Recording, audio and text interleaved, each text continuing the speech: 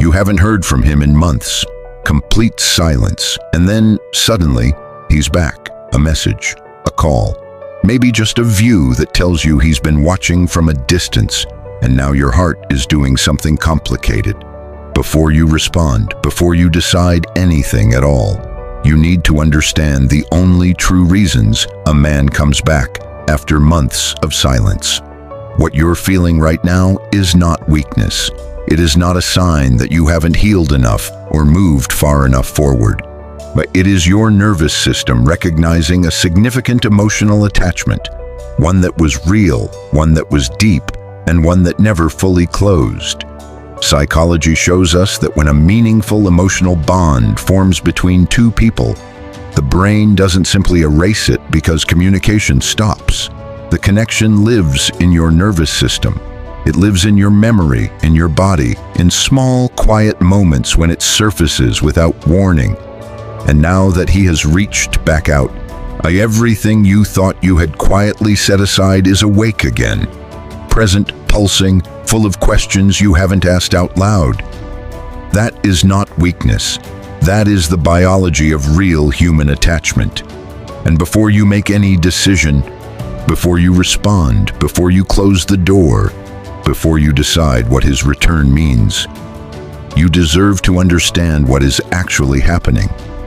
Not what fear is telling you, not what longing wants it to mean.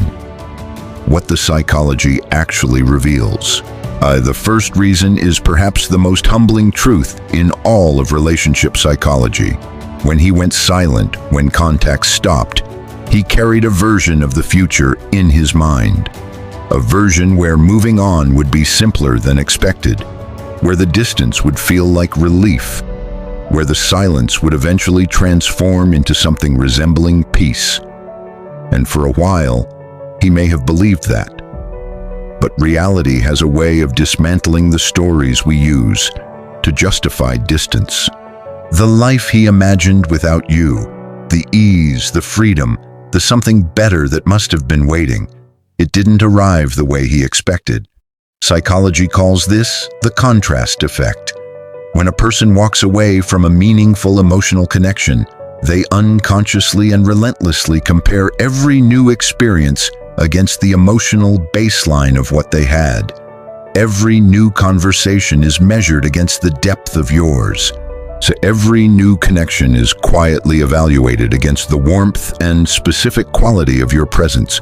And when nothing measures up, not quite, not really, the mind begins a slow, reluctant return. Not dramatic, not always conscious, just a quiet, accumulating recognition that what he walked away from wasn't a starting point. It was a standard. He isn't back because something new has failed him. He is back because your presence set an emotional bar that nothing else could clear. The second reason goes deeper than thought, deeper than any conscious choice. Your bond left a neurological imprint on him that months of distance could not erase. And this is not poetry. This is the science of how human connection actually functions inside the brain. When two people form a genuine emotional attachment, the brain responds by releasing a cascade of bonding neurochemicals, oxytocin, dopamine, serotonin, that do not simply create pleasant feelings. They literally restructure neural pathways. They wire two people's nervous systems toward each other in ways that feel from the inside like a pull between home and gravity. And here is what most people never understand. Those neural pathways don't dissolve when contact stops. They remain beneath the surface, quiet, dormant, but fully intact. What reactivates them is rarely dramatic. It is a song that arrives unexpectedly and carries a specific feeling, a place with a particular quality of light, a quiet Tuesday evening with a specific kind of emptiness, a dream he didn't choose to have. Months of silence don't erase what the nervous system has already learned to recognize as significant. They only suspend it. And when it resurfaces, as it always does, the pull back toward you doesn't feel like a rational decision. It feels like something his nervous system already knows. He didn't just think about you occasionally. So his brain kept returning to you in ways that may have surprised even him.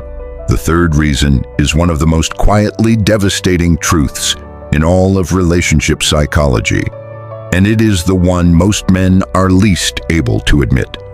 He has finally seen what losing you actually costs. There is a particular kind of clarity that only comes with real absence, not the absence of conflict or tension, but the absence of you, your specific warmth, the way you listened without judgment, the particular way you saw him, not the version he performed for the world, but the version that was uncertain and honest and real. Men who return after long periods of silence have often spent that time experiencing what psychologists call emotional substitution failure, the slow, painful, accumulating discovery that what a particular person gave you cannot simply be found elsewhere.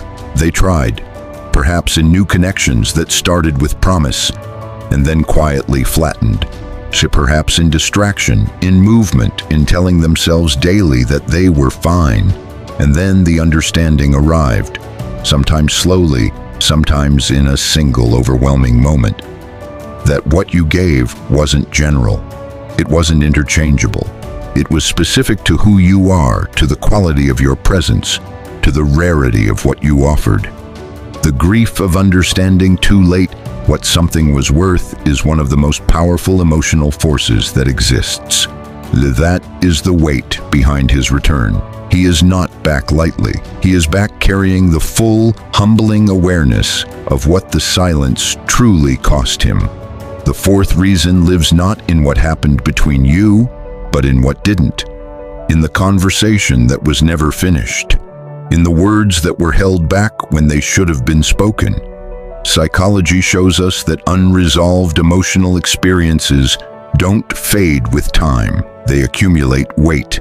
In every relationship that ends without full emotional closure carries what therapists call unfinished emotional business, a residue of feeling that has nowhere to land, no resolution to bring it peace. For him, that unfinished business may live in an apology he never gave, in acknowledgments that stayed lodged in his chest, in a moment where he chose distance instead of truth and has carried the quiet cost of that choice ever since.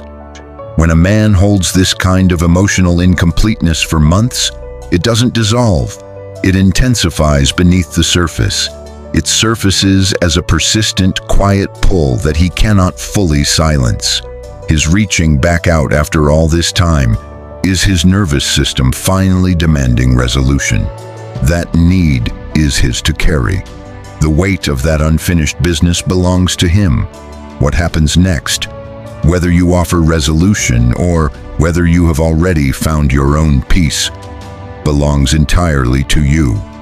And the fifth reason, the one that deserves your most careful, clear-eyed attention, is that he may have genuinely changed. Not every return is strategy. Not every long silence was carelessness. Some men go quiet not because they don't feel deeply, but because they don't yet know what to do with the depth of what they feel. They retreat because real vulnerability frightens them. They go silent because presence demands something they aren't yet ready to offer. And sometimes, not always, but sometimes, the distance does what closeness to a relationship never could. It forces a true reckoning, a confrontation with who you are when you remove the comfort of connection and sit alone with the full weight of your own choices. Psychology tells us that genuine growth rarely happens in warmth and stability. It happens in the uncomfortable, clarifying space of consequence, of loss, of being alone with the truth. If his return feels different in quality, if there is something softer in it, something more accountable, something more present, that is worth your attention, not because you owe him anything, but because you deserve to make your decision from full clarity, from truth, not from old patterns, from your worth, not from your wounds. Here is what you need to hold on to. Whatever you decide, his return is not proof that you need him. It is proof that you are worth returning to. And those are not the same thing. They are not even close to the same. You did not become more valuable when that message arrived. You were already this valuable. You were always this valuable. His silence was never a measurement of your worth. It was a measurement of his readiness, his capacity, his fear. Not one moment of that silence was about you being too much, too emotional, too present, too loving, too deep. You were never the problem in this story. Loving someone with your whole heart, without armor, without conditions, without holding back the best of what you are, that was never your mistake. That was your gift. And gifts of that quality are rare in this world.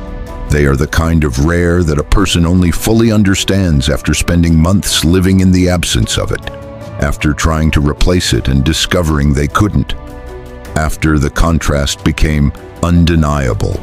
You deserve to be chosen, not retrieved, and not returned to because everything else fell short. You deserve someone who looks at who you are and chooses you clearly, consistently, without months of silence in between, without the cost of your peace. Whatever door you open or keep closed, let that decision come from your worth, from the steady, unshakable knowledge that you are someone worth choosing every single day without the silence. If this resonated with something real in you, if you recognized your own story